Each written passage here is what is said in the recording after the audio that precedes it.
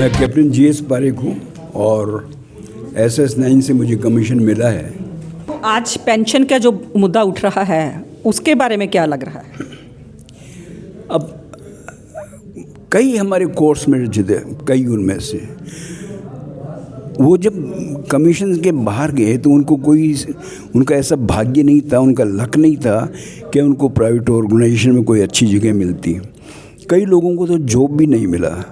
कई तो ऐसे ऑफिसर थे कि they have been working as a physical labour and उनकी हालत देख के जो हमको बड़ा दुख होता है। और हम ये चाहते थे कि एटलीस्ट निकालने के बाद गवर्नमेंट को ये सोचना चाहिए कि इनमें से जो निकल के जाएंगे कहाँ, वो करेंगे क्या। राज सिंह उप्पल है। मैं SS9 1970 कमीशन अफसर हूँ। मुझे 1970 वार लड़ने का मौका भी मिला। आज मैं एस्कोवा all India short service commission officers welfare association का प्रेसिडेंट हूँ। मैंने महसूस किया कि जो SS ऑफिसर्स हैं उनको उनके साथ डिस्क्रिमिनेशन हो रही है। मैंने एक संस्था रजिस्टर करने के बाद मेंबरशिप जो ली, आज 965 अफसर army, navy, air force, medical services के, आर्मी डेंटल कोर के अफसर जो हैं मेरे साथ में हैं। मैं ये चाहता हूँ कि गवर्नमेंट ने जब 9S62 एमरजेंसी कमीशन ऑफिसर्स के लिए बनाया, 11S64 short service commission officers के लिए बनाया, जब उसमें लिखा गया है अंडर पेंशन टर्म के pension is under the consideration and orders will be issued separately. जब एक इवेंट होता है, जब आपने उसका पहले अनाउंस कर दिया कि पेंशन मिलेगी, तो वो ऑर्डर्स क्यों नहीं पास किए? Taken from the short service or EC officers. This is a stepmother treatment because you are saying you first go to the hospital, pay and we'll reimburse, and the reimbursement is also not full. Why this stepmother treatment when if you go to market to buy something, you are not giving two different costs. So I think they should realize on this thing. Officers को क्यों नहीं मिल रही, जब वो eight ए tender as, young age में देश की ज़रूरत के मुताबिक बॉर्डर पे जाके उन्होंने अपना बलिदान देने तक ड्यूटियाँ निभाई हैं। और उस एज में जबकि सब लोग लड़ाई एरिया से भागते होते हैं, उनको हक नहीं दिया गया अभी तक 60 साल से। और रादर हक देने की बजाय गवर्नमेंट ने और ब्यूरोक्रेट्स ने, MOD ने उनका भरपूर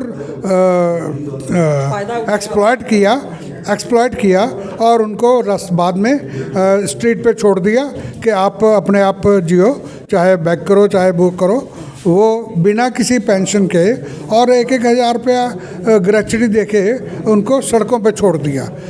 पेंशन ना होने के कारण कैसी कठिनाइयाँ के बीच में हम लोगों को जाना पड़ा, वो ECOs ही जानते हैं। तो मैं ये चाहूँगा कि जब ये ऑर्डर था कि pension for ECOs is under consideration, तो वो हमें क्यों नहीं दी गई? मैं कैप्टन अजीत राम हूँ और मैं आर्मी को ज्वाइन किया था जब देश में, जबकि 65 में लड़ाई लग गई, तो मैं JNK में था, कश्मीर में था।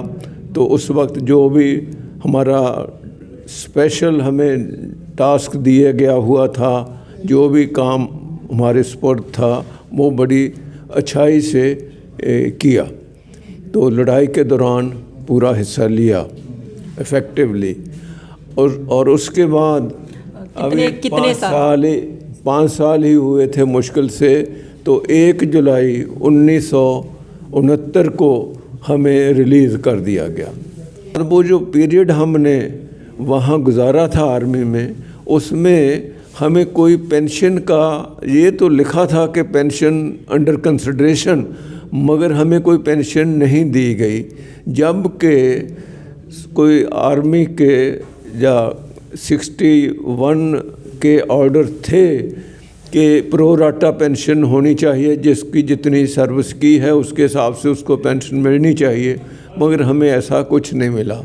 मेरा नाम कैप्टन राजेंद्र सिंह है और मैं शॉर्ट सर्विस कमीशन के ऑफिसर के रूप में 1986 में कमीशन पाया और तकरीबन 6.25 साल के बाद फिर ऑल ऑफ ए सडन पता लगा कि परमानेंट कमीशन नहीं मिला है और हमें अभी ये फ़ौज छोड़नी पड़ेगी।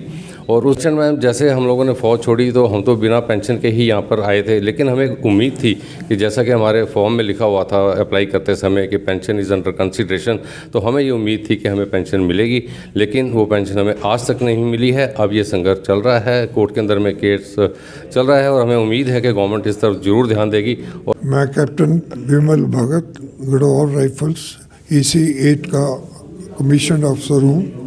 मैं ज़रूरत थी देश को, उस वक्त मुझे कमीशन अपनी खुशी से ज्वाइन किया था और जब मैं रिलीज़ हुआ तो गवर्नमेंट ने कहा कि अब आपकी सर्विस की ज़रूरत नहीं है और हमें पैरामिलिट्री फोर्सेस में दोबारा कमीशन लेके हमने सर्विस 33 साल पुलिस में और 7 साल आर्मी में सर्विस की और हमें आर्मी की तरफ से अपनी सर्विस के लिए कोई पैसा नहीं दिया गया।